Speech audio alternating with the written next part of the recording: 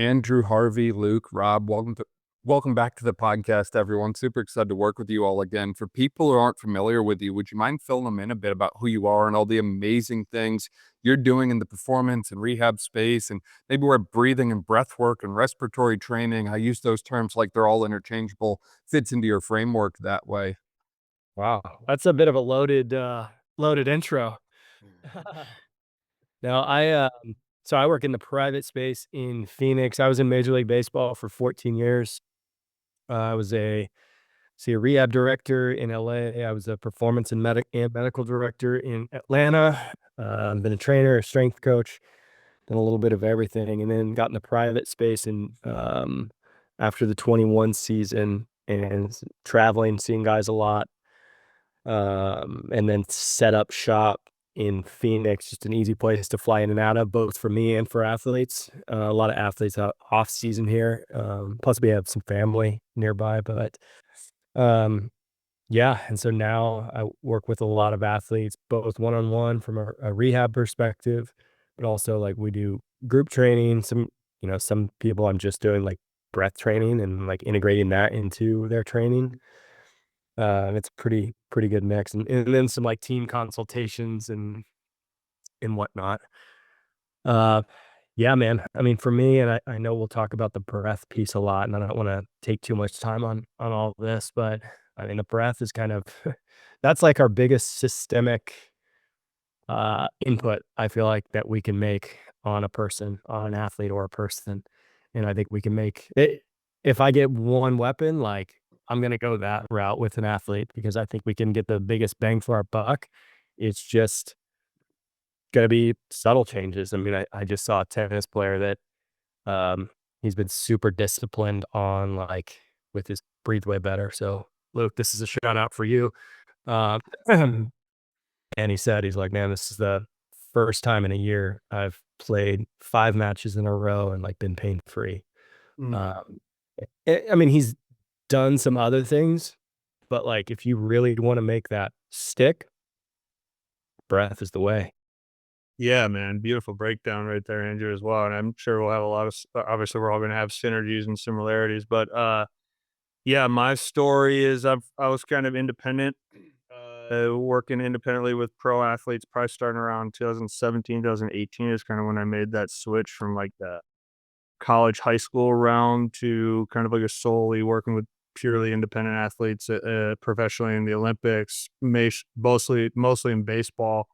I played with the Milwaukee Brewers in the minor leagues for a few years. Then I was in their scouting department for probably 5 or 6 years, which if that brings back any memories, Rob. Remember those days? We were always talking that life. But and then I took a gig. I was a breathing specialist with the San Francisco Giants in 2021, and was working. They were a client at the time. And then I took had a full time job as their human performance coach, 22, 23, and the private for what is this 2025, and kind of the same thing as Andrew's saying, similar space. I work mostly in football, baseball, basketball, hockey. Is kind of was always my early one, which is why I'm in Minnesota in the summer, which is kind of the flip flop of Arizona baseball, right? It's like you have all the hockey guys here in Minneapolis, and then I do winters in Arizona because then I work with baseball guys. So you kind of have that pocket in that Scottsdale area. But yeah, that's a shorter view of me, and I guess I definitely would take the title of breathing specialist or breathing coach because I believe that is also the main weapon and the foundation of whatever I'm going to use. And I'll use a ton of modalities, but it's always starts and finishes with the breathing. And I'm sure we'll dive into the depths of those practices throughout. Nice. Yeah, my name's Luke. Wow, it's awesome to be amongst you guys. It really feels like I'm in the choir, so to speak, in terms of those who are speaking the good word on respiratory training. My background's in high performance endurance sport. I'm a professional coach for triathlon and cycling and running, and that's really where I cut my teeth over the last couple of decades. Is doing a lot of exercise physiology nerdery and general testing amongst sort of that Olympic pathway endurance sport. And in doing, countless tests over the years, it just became very apparent to my team that the respiratory system was just a hugely underutilized and undertrained and underconditioned system in most of the athletes that we touched, and there was nothing really on the market that was able to isolate and fix that system the way we wanted it to. So we came up with a better tool for the job called the isocapnic Breathe Way Better device, which is the only device on the market that recaptures your CO2 and keeps you stable from hyperventilation, so we could actually train the respiratory system for as long as you want. So, for example, we can train an athlete at 150 liters or 200 liters or whatever, 250 liters per minute, and keep their blood gases stable throughout that entire process. And we can do that for 10, 20, 30 minutes straight, and same outcome. So we can really effectively train those muscles perfectly well. And it's been a total like mind-blowing and joy working with different practitioners like Andrew and Rob and Dan, and I'm just meeting Harvey for the first time. But from Major League Baseball to, I just like this morning was testing NHL players downtown here in Kelowna, and it's staggering how poorly these professional athletes breathe and how much money's being left on the table in terms of their own development. And we're starting to scratch the surface on being able to develop these athletes to anywhere near their potential. So it's fun to be part of it. I'm Rob Wilson. I've been a performance coach, strength coach, manual therapist, some version of those three things for about 25 years. Primarily now I work with special operations communities and tactical communities, including but not limited to applications of breath work, both under real-time stress conditions and then also for the purposes of autonomic regulation.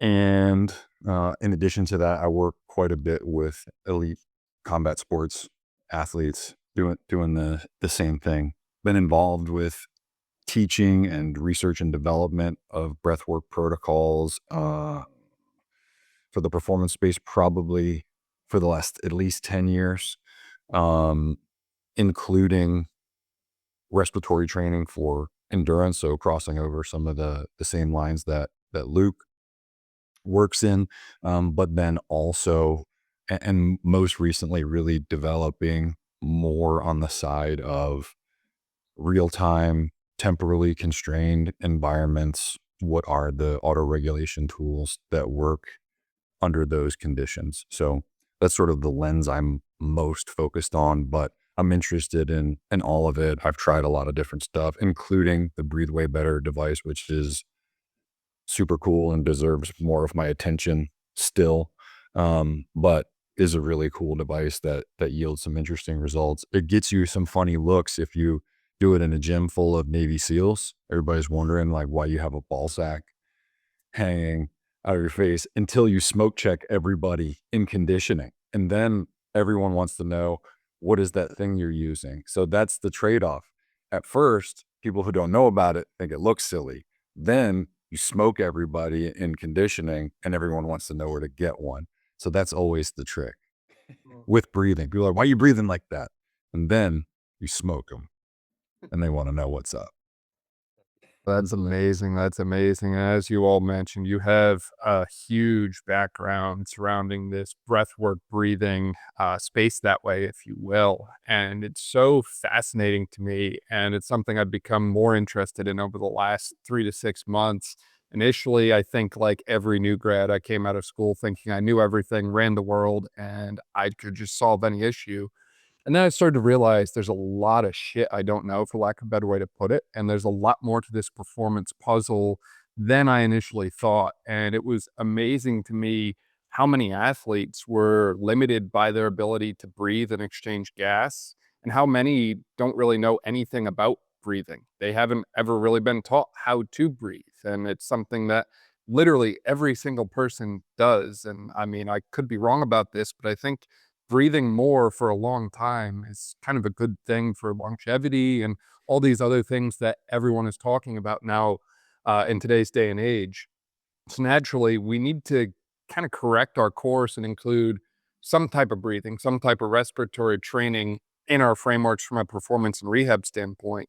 But the question becomes, where do we go? What do we do? And I feel like everyone I talk to has a different answer. Some say box breathing is the only thing that you ever need to do.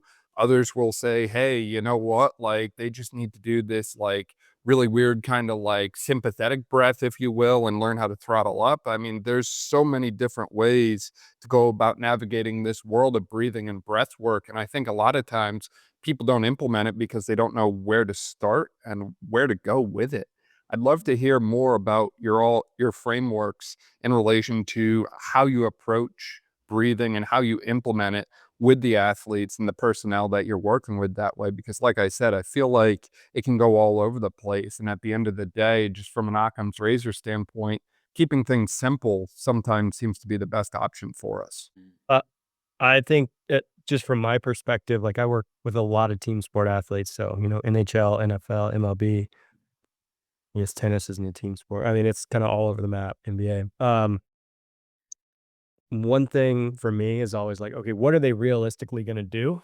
But if they're going to train with us, like that's just kind of like, hey, this is part of it because we're always going to test like CO2 levels.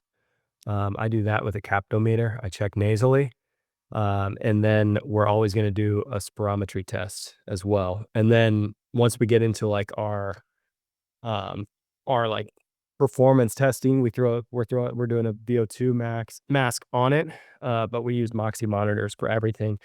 The big thing is education for them to see, like when they see the power of like what their breath can do in real time to their legs, just as an example, they usually buy in pretty hard.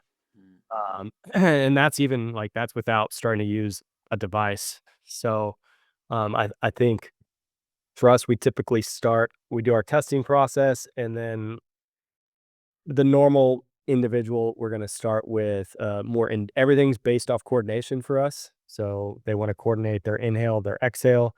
We're going to do a lot of endurance breathing, really just to set the structure.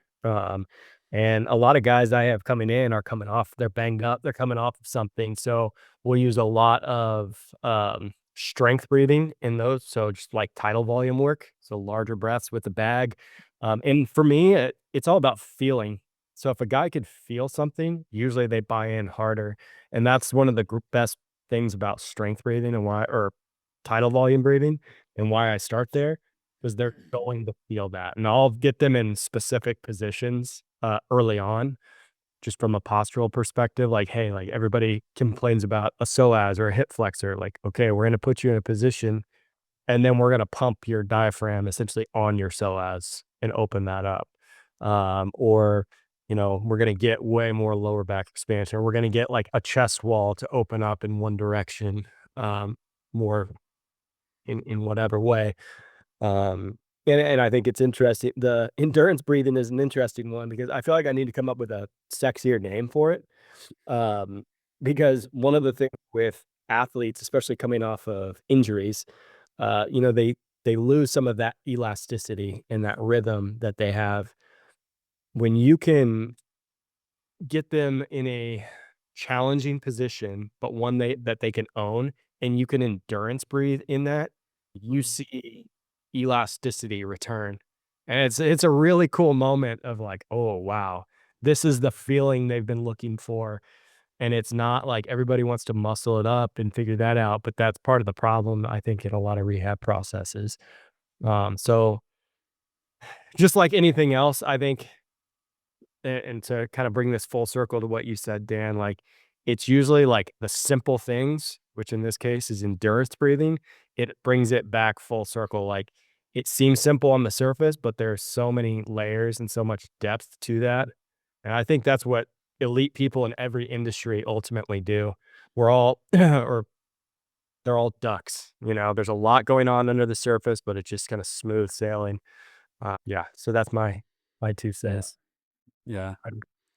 Awesome. Yeah. I mean, we're I love like listening to the way Andrew talks about this because he comes at it from such a physio perspective and rehab, return to play sort of perspective, and we look at a lot of just like taking an athlete from being limited at 150 liters per minute and trying to drive them over 200 liters per minute.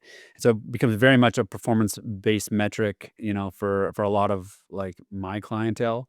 But we do start, at the base of the pyramid. The base of the pyramid is just helping athletes understand that this is not an autonomic process of breathing, right? A lot of people think that they run harder, they skate faster, they push harder, and their breathing just sort of comes along for the ride and responds in kind. When we have full control, for me to blabber like this, I have full control over my breathing. And so it's the same thing. So first thing is always allowing the athlete to understand that they have full control. They have control over how deeply they're breathing and how fast they're breathing. And together with those two metrics, we get ventilation.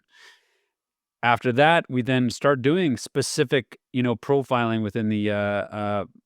We use spirometry to understand whether the athlete is functionally based, or functionally limited, rather structurally limited. Maybe they're a little bit more balanced. They have a limitation in both structures and functions.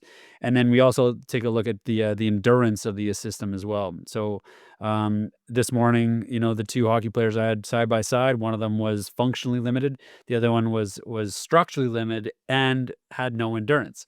And so we saw their respiratory mechanics fall apart as the test went on, and their tidal volumes, how big they were breathing, was inverse to how hard they were pushing. It got harder and harder and harder as they were going up the step test ramp, and the one guy's breathing got smaller the entire time, and he's compensating with 70 breaths per minute, more than a breath a second at the end to just hang on. I think a little bit of that was pure pressure, but nonetheless, you can easily see the loss of mechanics there. So profiling the athlete is the second step, is sort of understanding, are they structurally limited? Are they functionally limited? Are they a little bit more balanced? Do they need some endurance work? The next thing beyond that is training that specifically with the device of choice. Of course, my choice is the isocapnic device. It's the way that we can challenge the diaphragm directly and for a duration that's relevant. To do 10 breaths passively or through a constriction device still leads to a hyperventilation response, and we need to be able to control that to effectively train one of the biggest endurance muscles in the body, which is the diaphragm. So we then give them, protocols to train that tested limitation. And then the next step beyond that is coming up with strategies to execute in the field of play and practicing those, in practice to understand how they can breathe off CO2 and control it a little bit better before they go into the next sprint, into the next hill climb, into the next big effort. Maybe they're in special ops and they're going from vantage point to vantage point, and then they need to quickly calm their CNS down and go back to a 10 breath per minute pattern. Having that level of control is really important at the pro sports level or at the tactical level, and all of that is insanely well trainable. Like the body responds really, really well to training stimulus in this way. It's just for lack of knowledge and lack of experience that we don't see more practitioners doing this sort of thing. And yeah, slowly but surely we're seeing that change.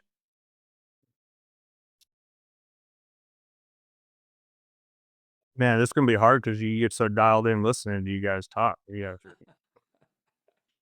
but no, that is beautiful because I already have questions on thoughts of some stuff, and I got to see Andrew's work what was that, like a month ago or so, which was super cool. And I'm pretty sure, is that what you were talking about, the elasticity with like the endurance breathing you put in positions? Mhm. That was super cool. Yeah. I think from my aspect, which is going to be really fascinating for me and this experience with all of you, is I kind of come at it from like a subjective experience down and then meet objectivity it's funny as I keep bringing up Rob because he's like my old sensei. You know, he was one of the first guys that really taught me a lot about physiology and a ton about the anatomy and the way the body moved. And I remember, I don't know if you'll remember this, but years ago I was at a presentation of his, and we had an assignment to write the 3 objective measures that we had. I don't know if you remember this, Rob, but we had to go write 3 things that we used objectively to measure our clients and athletes at the time. And I was with a guy named Dave Fisher, who now coaches hockey over in Austria. And we didn't use any objective measures. We didn't even know what the task of the test was. So we wrote like love was one of them. And we had I do remember that now. so it was, that'll go down in the history of my coaching memory of just a really embarrassing moment. But we worked through it. And now, years later, I still kind of maintain subjectivity first, but I do come at, since we do work with high performing athletes and professional athletes, like they like objectivity and they like seeing results, and you need to have things where you can kind of meet them in an educational sense first. And so from my standpoint, historically, of like getting to the mind, and that was when I had reached out to Rob years ago, what had really hit me as a former athlete was the access to the way in which we thought that came through physiology. So it kind of looked at breathing as like the foundation of how we can think differently and how we can acquire more space to just rationally perform under pressure. That's like what I do with performers, is kind of study the response versus reaction mechanisms emotionally and psychologically in high pressure situations. Where breathing made tremendous sense to me was that it was different than this like subjective self-talk psychology type deal. I kind of saw I guess my lens was shattered when I realized that physiology was trainable, like what you guys are talking about. And then all of a sudden, you could see some objectiveness. And I think like my tier system that I've really used, even though I selfishly want to get to subjectivity regardless, I start kind of sounds like what you're saying, Luke. Like I start from the mechanics and just teaching the mechanics of breathing and people creating an education around that. But then also just you can learn a lot about how someone thinks by the way that their body moves when they breathe. And so, you start in a mechanical layer, which I think is not just isolated to breath, but familiar in this space. And then I think you get the access to the individual physiology, or you can kind of go up and down, or you can kind of move things around once you kind of have an understanding of that bottom foundational level. And then that's why I bring up that funny story from years ago. Like that's when you kind of earn your thinking, which is sort of what my, overarching philosophy has grown into over years with performers and people that I work with. It's like when people come to me, they want freedom of thought. They want less anxiety. They want to be able to downshift and change their character after performance and be a dad or whatever, a buddy or what have you. And so I've just seen that in a more tangible, realistic, objective sense, being breathing anatomically, physiologically. And then I think it gets really fun for, again, like I said, my selfish side is because then we can get into the thoughts and we can get into more uniqueness, more awareness, more creative expression. And I think that'll be a cool mix for me to be with you guys and just keep listening, because it'll be a part where I can kind of see from how you guys see things, but then also put in my position of like, that's how I come at it in my angle. One thing I just want to I'd like to add or maybe do is just like zoom out a little bit. The way that I've come to think about all this stuff has changed quite a bit in the last, for sure, like 5 years or so. And, sort of at the top of this part of the conversation, Dan, you're making the point, like, how do you start? And I think one of the things that happens, and I know that I have been the most guilty of this as anybody, is like, I'm a huge breath nerd. And it's like so embedded in everything that I do now, professionally and personally. Like I still have a breath practice every day, and it's integrated into my endurance training and how I do jujitsu and everything. If you're listening to this, you're a coach or you're an athlete, you don't have to become a breath specialist or like become a breath nerd to make use of breathing strategies immediately. Like the simplest, just sort of like surface dumbest breathing thing, if you're not doing anything, will yield such an exponential benefit, because it is at the core of energy systems and physiology, that the strategies that we use can become increasingly sophisticated and continue to squeeze a lot of juice out of the lemon.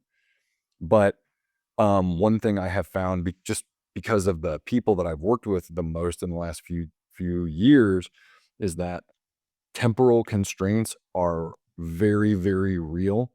And often these individuals, whether we're talking about elite sports performance or tactical environments, they're so task saturated with all the skill sets that they have to use, or when they're interacting with the environment of play, they may not have the time to focus on the specifics of breath strategies unless they've invested in longer term training, in which case it can still be at odds with other training demands. So over time, I've started to think about it more in terms of like, what are the real time demands? Like, okay, if we're addressing right now problems, are you getting, if you're, I recently worked with an 800-meter specialist. She was having right now problems, like finishing the race, having exertional asthma that was triggering like panic and overwhelm. And right then she just needed something that was enough to manage the symptom so that she felt like she could like courageously access the capacity that she already had. Right. So that was more of like what Harvey's talking about, which is like race psychology or real-time stress management. And then if we're less temporally constrained, now we can talk about building energy systems, integrating it into return to performance, and autonomic regulation strategies. And I think for coaches who listen to breath specializing experts, that's important to hear, because sport coaches have a shitload of other things that they're responsible for. And sometimes athletes and coaches are like, where is this going to fit in the toolbox? How am I going to make time for all of this stuff? And I think one thing that's important to emphasize is it doesn't have to be incredibly sophisticated at the start. And it's easily the most integrative tool that you can begin to use, because all of your athletes have to breathe anyway. So sometimes a very simple cueing mechanism or a breath constraint, whether it's a device or a constraining cue during work, can be sufficient to get athletes to attend to the way that they're breathing. And then as buy-in develops and you have longer term exposure, then more sophisticated aspects can get into play. But my experience has been sometimes getting like right into it can lead to overwhelm for athletes. Like Dan was saying, they're not really sure where it fits in. And so sometimes then it just doesn't. Couple things just off what Rob said. I think bringing attention to their breath is an enormous piece. That's what so many guys have wearables, but like, hey, what's your breath doing when you start getting anxious? What's it doing when you pick up your phone? What's it doing in all these scenarios? So just starting to understand that, hey, your breath is changing in those scenarios. And one of the things that we do just to simplify and help them understand, like, hey, let us, like, if we're doing acceleration work, let me know after this first after each acceleration when your breath feels like it's back to normal. I don't want to say anything. And typically, in a healthy athlete, like that's when they're recovered, and they're like, that's why we use the Moxie, because like, hey, like just so then they can see it. Then again, it's more buy-in. It's bringing more attention, so it's just reinforcing that attention piece and awareness to their breath. Yeah, I mean, we look at it like very similarly, starting with, understanding that the athlete has full control over their breathing, that they, every single breath, they have the option to breathe deeper or breathe faster. And, it's helpful to understand that that's the simplistic way of thinking about it. You either breathe faster or you breathe deeper. And those are the two knobs that we typically will be, playing with as we're messing with the breathing.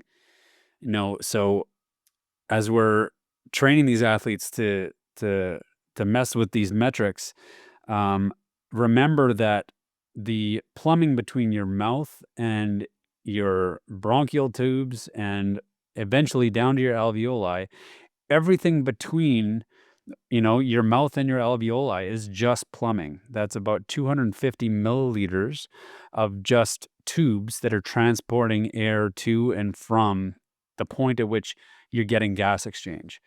So the more times you cycle that through per minute, so your respiratory frequency goes up every minute, you're just cycling dead space air. And so we want to try to meet demands with bigger, deeper breaths. So we're getting better permeability of fresher air to the bottom lobes of your lungs. And you're getting all of that used CO2 out of the system with a full deep breath. And that's why, the respiratory system can take up a giant, portion of our total, energy output, because we can waste a ton of energy. Like that athlete this morning, it's 70 breaths per minute. That is a ton of extra work to move very little air. Yeah. We had a UFC athlete, a heavyweight fighter who shall remain nameless, a handful of years ago, who at a heart rate of around 155 beats per minute was taking about 80 breaths per minute, which of course is like a dog that's dying in Death Valley, right? That's just like a panting, dying dog, 80 breaths per minute. And that's at a really a quite low heart rate for that kind of breath rate. And just 5 weeks of restricted, we didn't have access to a Breathe Way Better device back then, but just constraining breathing to a nasal breath at a given rate during all cardiovascular exercise during that time period on the retest at the same heart rate, same work rate, that athlete was sub 20 breaths per minute. That's obviously a significant change in efficiency in work, right? And one thing I think that you're speaking to here, Luke, that's really important that athletes don't often consider is that every breath we take is a bunch of skeletal muscle contractions, and specifically the diaphragm, which is huge and requires energy to contract. And the more fatigued you get, the more energy it requires. And that starts to take away from energy distribution elsewhere. And so breathing efficiently isn't just like a thing that sounds good at yoga class. It has literal energetic efficiency outcomes. Even if you're not producing more work, the same amount of work is costing, in this case, like 70% less energy, which is like a really big deal, especially if you're trying not to get punched in the face, right? And so I think there's a lot of room on the table, as everybody in here is mentioning, for athletes just to simply take some conscious control over that breath mechanism during work. And they just don't even, like, I would start to sound like a zealot, right? But the layers of efficiency that come from doing that are really hard to explain unless you see numbers or you've experienced it firsthand. And again, the sort of sales pitch that I give a lot of times is, do your athletes have to breathe anyway, right? Like no matter what they're doing. So you're not like, well, my athletes don't breathe when they're doing that unless they're free divers. So why not breathe in a specific way? Yeah. And get, a higher rate of efficiency out of what you're doing. Yeah, absolutely. I mean, I'll be the first one to say that you don't need a tool to effectively train the system. We invented the tool to just make training a little bit more focused, and we can add more regulated stress load to the week of training. And so I'm not, if I identify an athlete has a respiratory limitation, historically I would have them do breath work on a hill repeat set to try to like isolate that system and get the training that we want. But now we're adding all this peripheral load to their legs to get a respiratory response. And so we're just taking out the middleman, and training directly the respiratory response. That way we have more training time later for the strength or skills training or whatever that's required for that athlete to be, at the level that they need to be. But in terms of simple ways for you to drill your breathing, that anybody can do, as long as you can count to 5, you can do this type of training. So when you're out there on your next ruck or your next hike or next bike ride or next run, just pay attention to how many footsteps, how many pedal rotations does it take you to breathe in, and how many pedal rotations, how many footsteps does it take you to breathe out. And so my favorite go-to is 4 and 4s, 4:4s. 4 steps to breathe in, 4 steps to breathe out. At 90 SPM, so 180 steps per minute, that's about 24 breaths per minute, which is like a good controlled responded breathing. And if you can control 24 breaths per minute, chances are you're below your second threshold or your anaerobic threshold or whatever you want to call it. But you're below that you're in the sustainable zone. And we have countless professional level marathoners that will now regulate their pace via breath over heart rate or over pace or anything like this, because breath responds within seconds of the stress load. As soon as you start running a little bit too fast, that 4 and 4s has to change to 3 and 3s. You have to breathe faster to be able to maintain the production of CO2. And so regardless of whether you or the athlete understand how much CO2 is being produced and why you need to breathe, if you just play with breathing, deeper to meet the demand, 4 and 4s, 5 and 5s, 6 and 6, and so on, then you're meeting the demand with bigger, deeper breaths. If you're always resorting back to a 2 and 2 or a 1 and 1, chances are you are under conditioning your respiratory system and quite susceptible to hypercapnia, which is high CO2 levels. I was just gonna say the step breath count. It's amazing to me how few professional distance runners haven't heard of that. And how big of a change that in and of itself can make. There's a coach, he was a world champion bronze medalist up in the Northeast, named Steve Spence, that I know he trained all his athletes to do that. But yeah, you don't hear that very often. We typically go 5 and 5, but that's more so they finish on opposite feet. But rather here nor there. Sorry, Harvey. I think your guys are much more coordinated than my guys. Be surprised. No, I was just gonna ask, do you just cue the reps, or do you guys look at it as lowering breath counts going through your nose, or that could stress the system out? Do you put a lot of attention on mouth versus your nose when you're doing that? I mean, I'll chime in on that. There's a pretty wild debate about nasal breathing versus mouth breathing. There are some definite benefits to breathing through your nose. A lot of people are saying that it's going to activate your diaphragm and activate a CNS response that's going to relax you a little bit. From my perspective, the nose is a great way to breathe as long as the ventilation required is low enough that you're breathing enough. What I love about breathing through the nose or nasal breathing is that it's a constricted orifice to breathe through, and it makes you breathe in a sinusoidal wave pattern, and you breathe slower and deeper and smoother, and so you get a more laminar flow down into your lungs, and so it doesn't create as much turbulence, which then causes the asthmatic response that a lot of people get when they're being active. And so from my perspective, it's a constriction device or method that slows down the way you meet the respiratory response or respiratory demand. The alveoli at the bottom of your lungs, I haven't seen any research showing that your alveoli will respond any differently to nasal breathing versus mouth breathing. If they're seeing gas exchange, they're seeing gas exchange. So I'm not gonna put my hat in the ring saying that there's any other response than it is slowing down the way that we breathe to be able to meet the demand.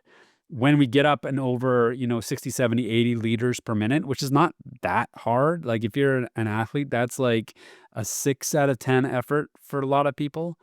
I can't think of anybody I've ever tested that's able to nasally breathe at that level and perform well. Like they are robbing Peter to pay Paul. They're running in Crocs if they're breathing through their nose at above 80 liters per minute. Your nose is just too small.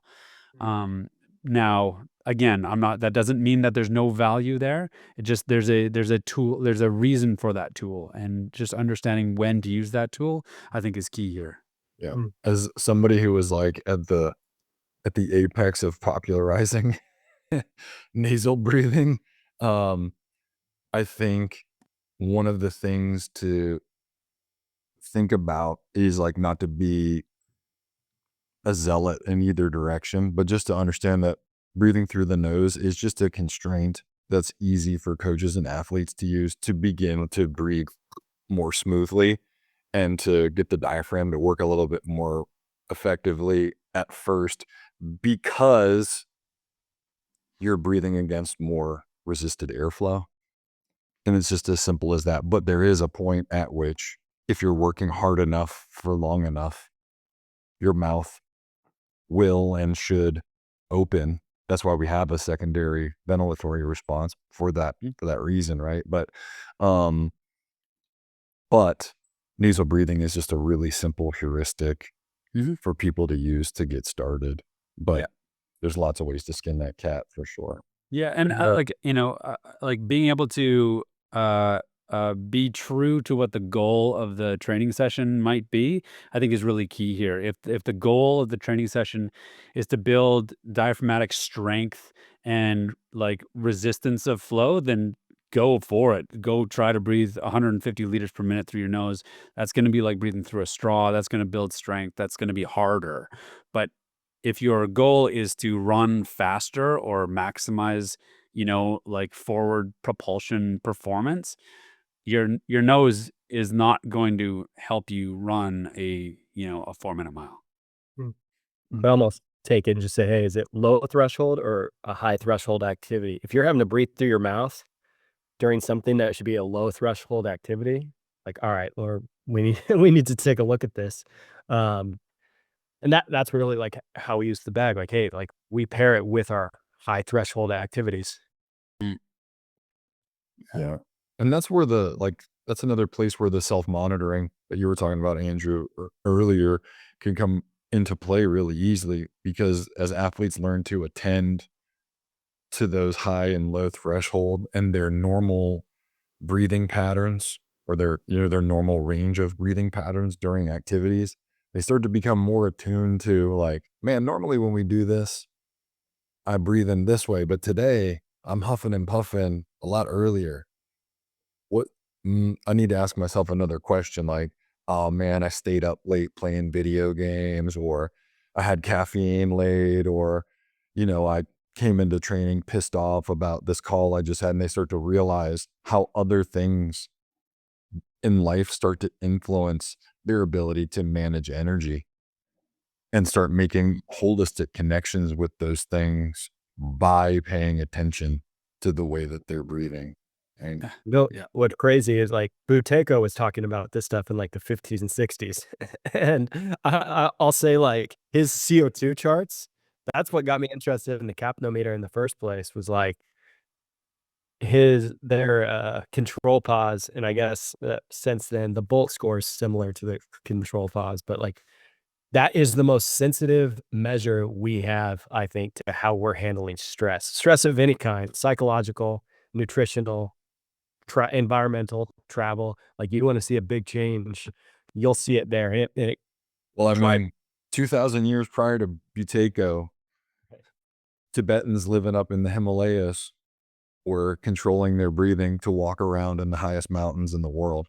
And I'm like, this is just the narrative I'm currently working with, is their stuff's called pranayama, which is breath control. Maybe they were trying to solve human problems way back then, which are, hey, it's really fucking hard to hike around the foothills of the Himalayas a lot. And we're traversing a lot of altitude to get from one town to the next. Maybe if we control the way that we're breathing while we're doing this shit, it's easier.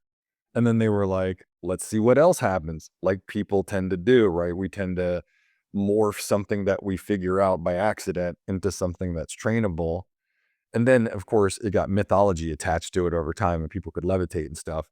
But originally, maybe they were just like solving a practical problem like, hey, it's really tiring to walk around up this high in the world. Right. You know? Anything that's been around for thousands of years, that's like a rule of thumb for me. Like I should probably be listening to it. There's something Yeah. here. Absolutely. And to build off all those amazing points so far, Andrew, you mentioned about the stress response and how you can use a capnometer to assess kind of the stress response that an individual is going through.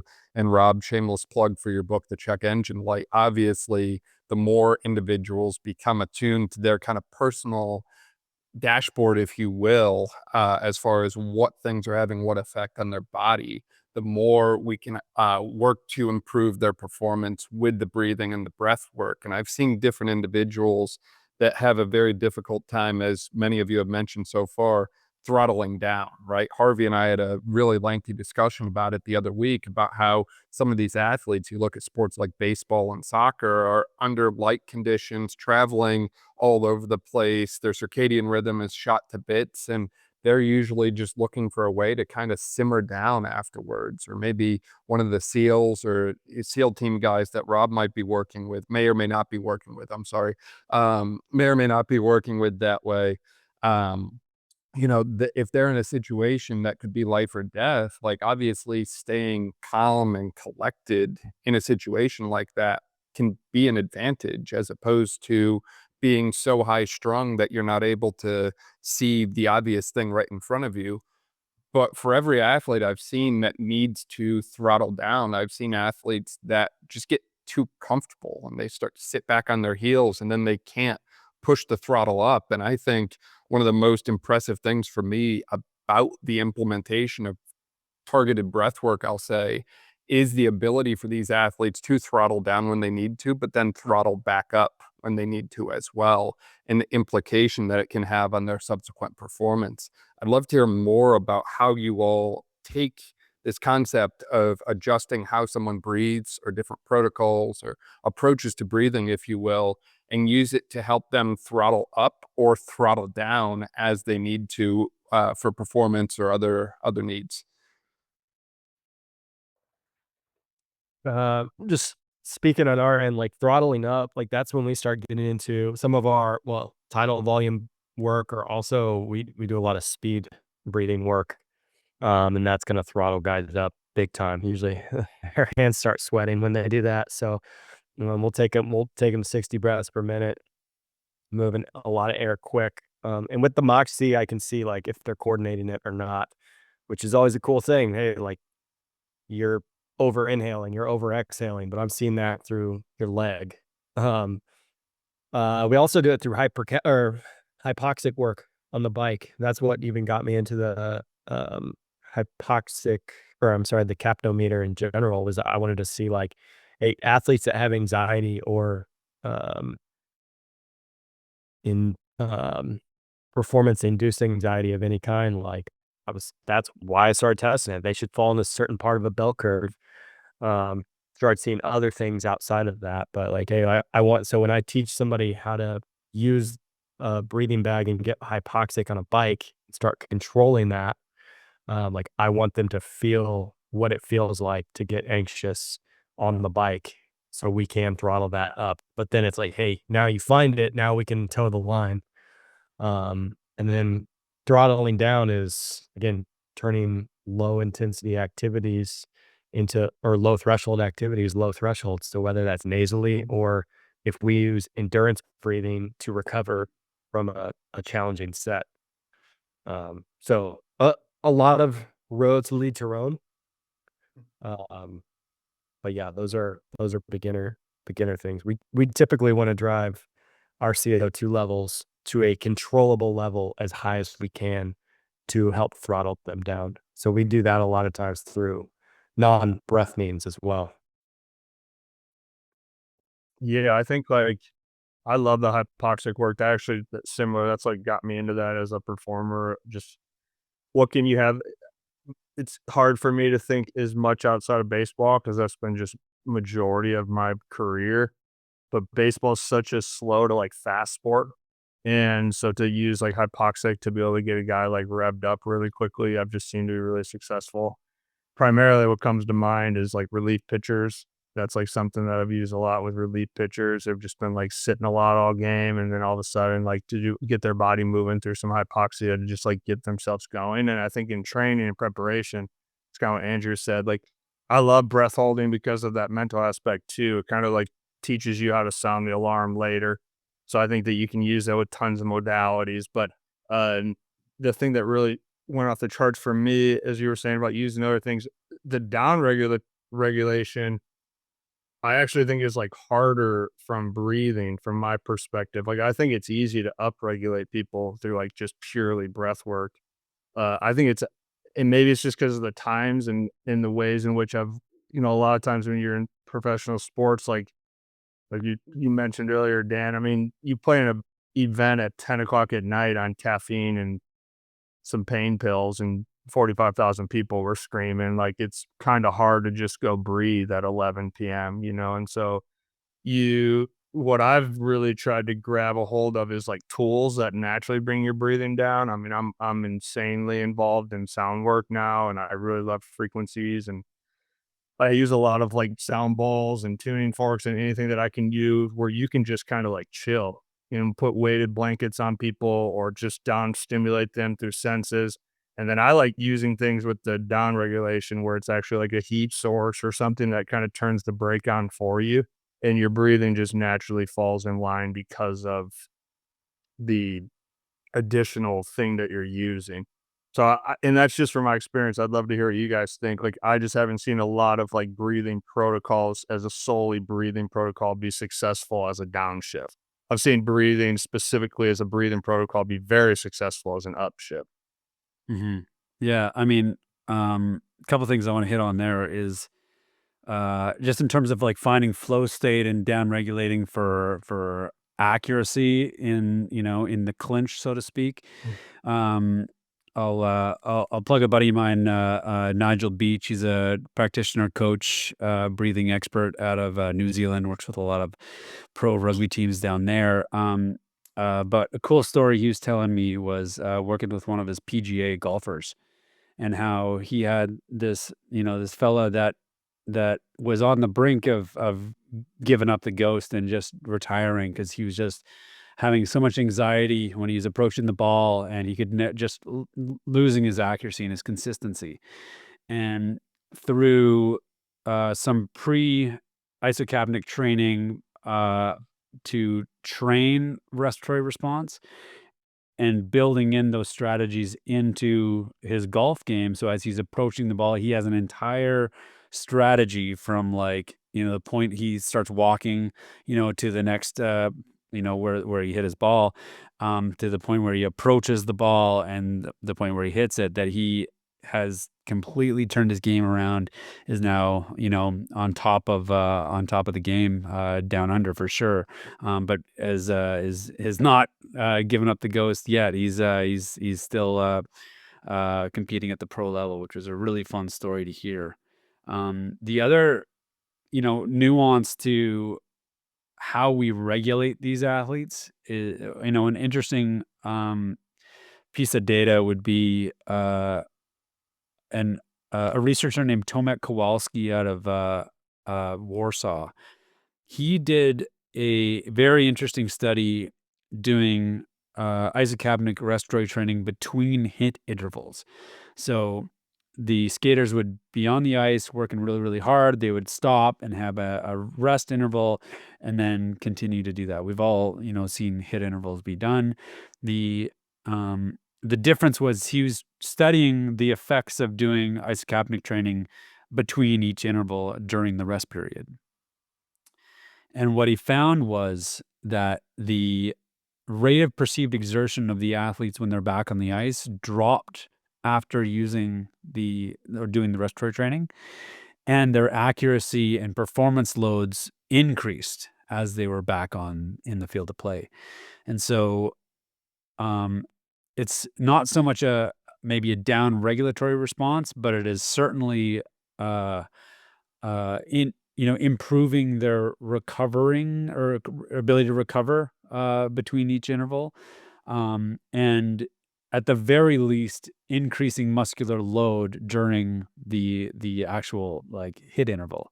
So certainly interesting how we can mess with CO2 and mess with your breathing response and change how the athlete's actually able to perform in the field of play. And that's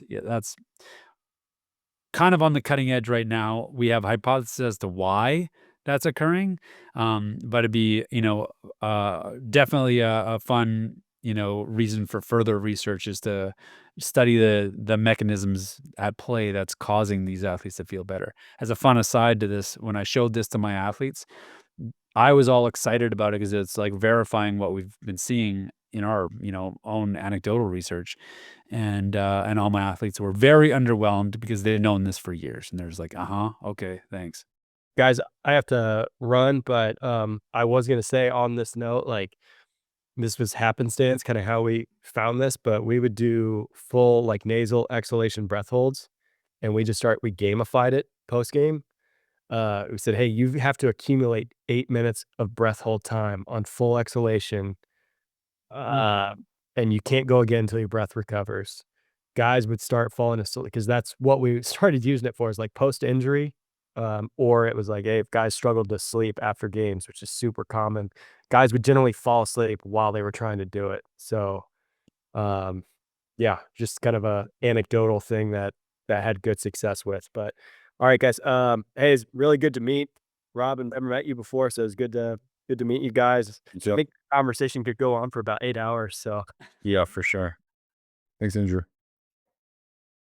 So one thing I'll add to my, to this conversation regarding my own experience is, when it comes to self-regulation strategies, one thing that's unique in particular about people who are working in tactical fields or specifically special operations environments is the amount of complexity and uncertainty that's happening most of the time. Even in training, things change a lot. So they're never quite certain what tools they'll have access to for how long. And so for me, things have become more and more about simplifying to heuristics because the problem solving environment is so complex. And so what we've tried to focus on more and more are really simply really simple queuing mechanisms. And one of the things I find the most interesting that seems to include to some degree all breath practices is when you start looking at performance anxiety or just general panic disorder research, anxiety in general, is that a common outcome to all controlled breathing is it takes the locus of control from the world out there and brings it back centrally to the athlete. And so because breathing is such a central governor on the entire psychophysiologic system, just the simple act of having some control over that part of the stress feedback loop oftentimes just acts like a clutch. It's like gives enough space in the system that you can change gears. And regardless of the exactitude of whatever strategy we use, it seems that some control over breathing under duress shifts the system. Now, at some point, you have to figure out like what language does the athlete connect to? That seems to be really important. So what do you call this thing in the menu of options that they have? And is it easy for them to remember and act on? And then what's the physiology behind it? But as we know, like individual physiology is a real thing. So sometimes when I teach, for example, like power exhalations during high levels of fatigue with low opportunity for recovery, some people feel their heart rate change, some people don't. But what seems to be true across the board is internal psychology starts to shift in a direction that helps the athlete make better decisions, or the performer make better decisions in real time. And I've come to call that left foot braking. So if you're like familiar with racing, right, when drivers use both right and left foot, so one's on the accelerator, one's on the brakes, it helps with control at speed. So we're not necessarily getting this like overflow of parasympathetic activity where in real performance stress, athletes suddenly feel like they're floating on lotus blossoms into clouds of nirvana, but it just meters the necessary sympathetic response, right? Because sympathetic isn't bad. And that's one thing I've tried to, it seems like culturally we have this relationship broadly in the West right now that feeling stress is bad, and that if we're feeling stress in a performance environment, something is wrong. But high performance, especially at elite levels, PGA, NHL, MLB, that's tacit to the environment. That's what makes it an elite performance environment. Who can hack it when there's a lot of shit on the line? And so feeling stressed under those conditions is tacit to the environment. And if you don't want to have that experience, you should probably stay in school or go to a trade school and do something else, because it's really hard to be in those environments. But if we're talking about autonomic modulation in real time, then it's just, can I maintain just enough control over the necessary sympathetic drive so that all of that energy goes towards a performance outcome? And some environments drive that sympathetic naturally, like Harvey was talking about, right? The environment tells the athlete, like, let's go. Crowds roaring, lights are on, or in some cases, hey, shit, that building's on fire and I got to go in there in a minute, right? So sometimes the environment will do it, but sometimes, especially if athletes are in these fields a long time and they're exposed to circadian dysfunction, then they have harder and harder times finding those drives. That's been my experience, is people who are chronically fatigued and have too much historic sympathetic exposure, they start to have harder and harder times accessing those same forward states of action. And so then it can be helpful to have some anchor point that brings the system up. For me, I often will use hypercapnic work, where we start to drive CO2 levels up with some controlled breathing and fast rhythmic motion that's low risk.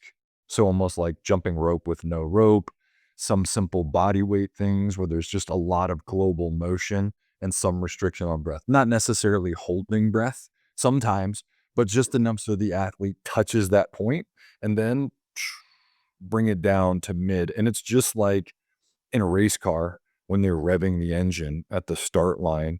The point of that, right, is to blow carbon out of the throttle body, to get the carburetor opened up, to get all the fuel lines open. And it's the same thing for a person, to drive all that energy forward and then let the system come down to a midway point.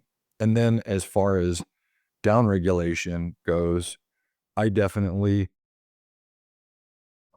I think it's necessary often to have environmental contributors to down regulation, like Harvey was talking about. Like if you have some control over your environment, and that can help you enter into down regulation states more easily, because I can only imagine coming off of a baseball field at 1 a.m, and you've been drinking, you go drinking, there's some pretty girls around, and there's a lot going on. And then you go back to the hotel room and it's 3:30 and you're like, oh, okay, I'm gonna breathe the tape and then go to sleep. Especially when you have teammates all around who also have a say in what's going on in the total environment, then it can be difficult. In those cases, I just talk about the general ideas of rest. right? So not even just, hey, we're going to use this to sleep or you're going to downshift, but when can you bring the system to a state of rest when you don't want to or need to be hitting the gas pedal? So if you don't want to or need to be hitting the gas pedal anymore, what is a reliable strategy that you can use to bring the system down? And do you know what it feels like when it's there so that you can repeat it, right? Because we know high performing people, elite athletes, no matter what data we show them, they're going to associate data to feeling, right? And so, hey, do you know how this feels? And can you replicate it over and over? And sometimes there's a protocol that has a number. And sometimes it's just do a super simple thing so you feel the same way that you felt last time that you got what you wanted.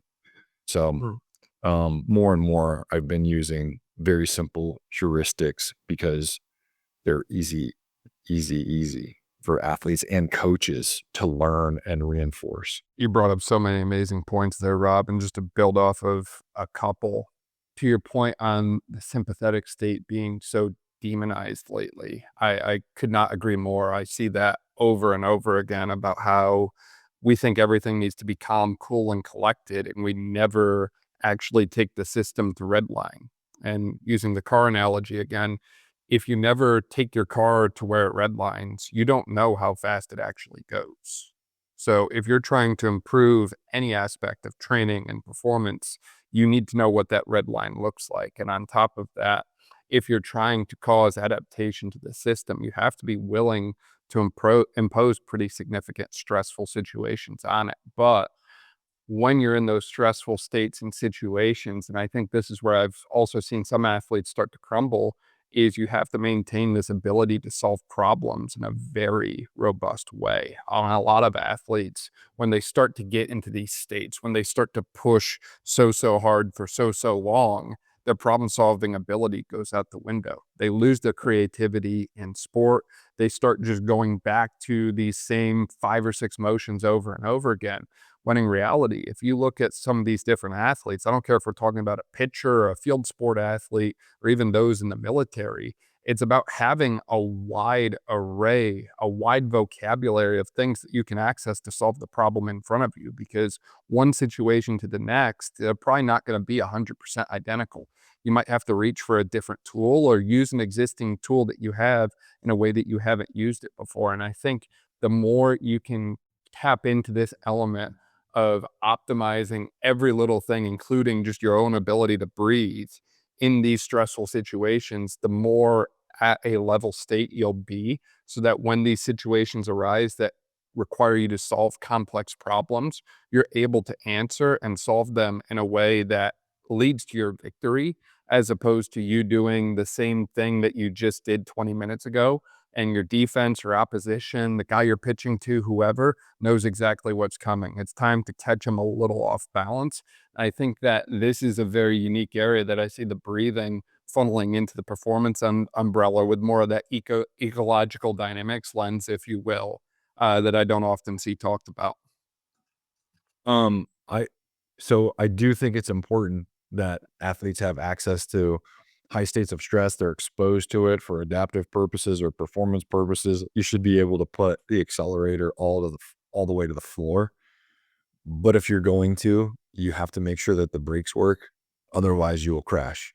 And I also want to be able to drive fast, but also steer, right? So one of the things that happens is, whether through experience, but usually because of the parents you picked, there's an innate ability as elite performers separate from their peers. One of the things that seems to stand out, which is they have the unique capacity to separate themselves from layers of discomfort that other people won't push through. So to some degree, that seems innate. One of the things that has started to happen, though, because of this sort of like anti-stress culture, is a friend of mine who is like a friend of a friend who's an elite swim coach. We won't say at what university. They actually have what they call now Whoop Mind, where they stopped allowing athletes to wear any wearable device that tracks their heart rate variability because the pendulum swung in the other direction with youth athletes, where now if HRV is even a little lower, they're like, hey, coach, I can't practice today because my HRV went down. And so there's a misunderstanding of, what it is that we're trying to accomplish. And it's not that we're trying to eliminate stress by breathing, because first of all, it's not even possible. Stress is a tacit part of reality that every living thing has to deal with. But if we let our physiological response to it run amok, it doesn't mean a targeted outcome will occur. And so the difference is, like, when we're in sport training, we're trying to achieve a targeted outcome, a cluster of behaviors that's closer to what we want. And so if that's the case, then we have to use whatever tools we have available to keep things within ranges that get us where we want. And so we need to be able to redline, but not all the time. And we need to be able to steer, and you should only go as fast as you can keep the car on the track. So if you can't keep the car on the track, it doesn't matter if you can go 500 miles an hour, because you crashed and you still lost, even though you're the fastest car in the world for about 0.4 seconds. And then you lost the race. And so I think whether it's Harvey's approach or Andrew's, mine's, Luke's, the idea is we're using available ventilation tools to help people understand where their legitimate thresholds are by addressing quite literally the deepest stress physiology that we have, and interestingly also have conscious control over. And so, if I find it really, really interesting that, we don't have control over our heart, right? Nobody says, hold on a second, let me catch my heart. But everybody's familiar with catching their breath. And so we have this tool that can help us. You can use breathing, and, Luke certainly knows this quite well. Like, you can use breathing and make something that seems very simple insanely stressful very, very quickly, but you can do it in a much more precise way.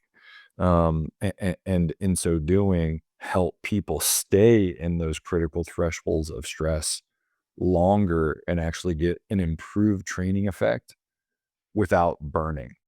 And so that's kind of the sweet spot that we're trying to be in. Not my Whoop says no exercise today, and also not go into like cook myself so bad that I never want to play golf or baseball or ride a bike again.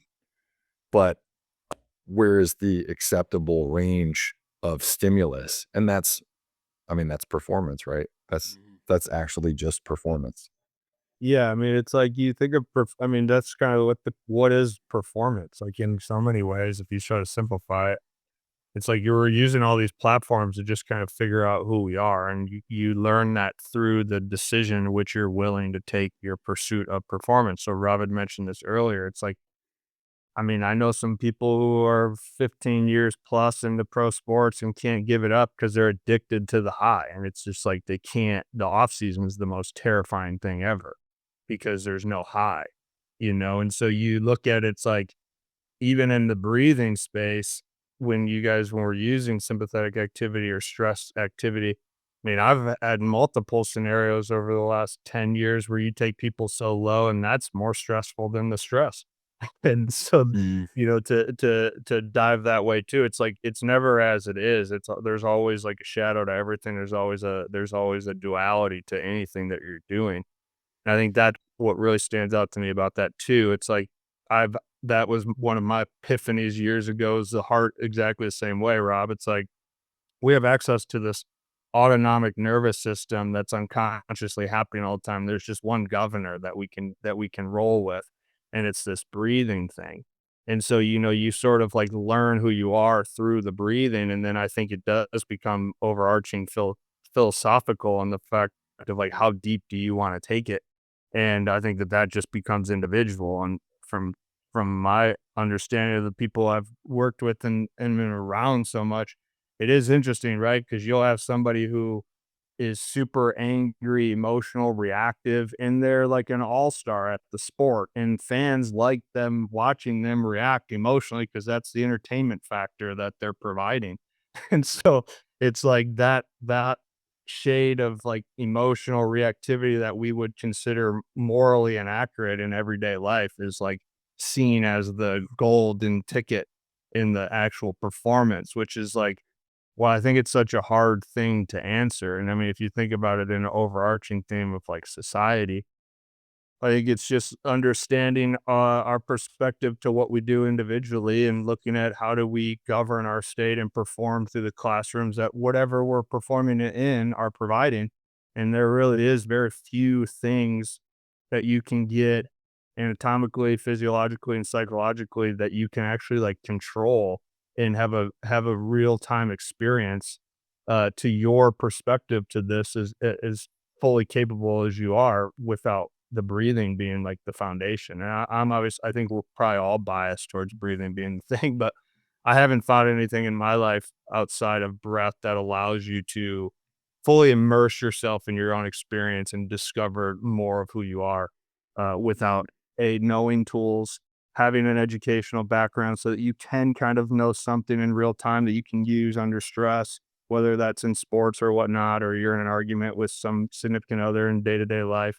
Obviously, those are like, I love how Rob talked about that, just having like something simple that you can just put your mind's attention onto and just change the state. And then I agree with that too. What you're saying, like, I think when you work with such high performing, high stress ex fields, I think it's equally as important to learn how to downshift that aggressively, and I personally consider that equally like a training stressful environment because it's hard to take yourself there, and I think so many times we're really good at putting our foot on the gas because it's just accessible to us and we can kind of run that out until we burn out, and then that becomes the dark side of that. But I do think that training and being able to bring yourself down is could even be perceived as a stressor in and of its own self. I think you could use language very easily to make that argument equally. Mm-hmm.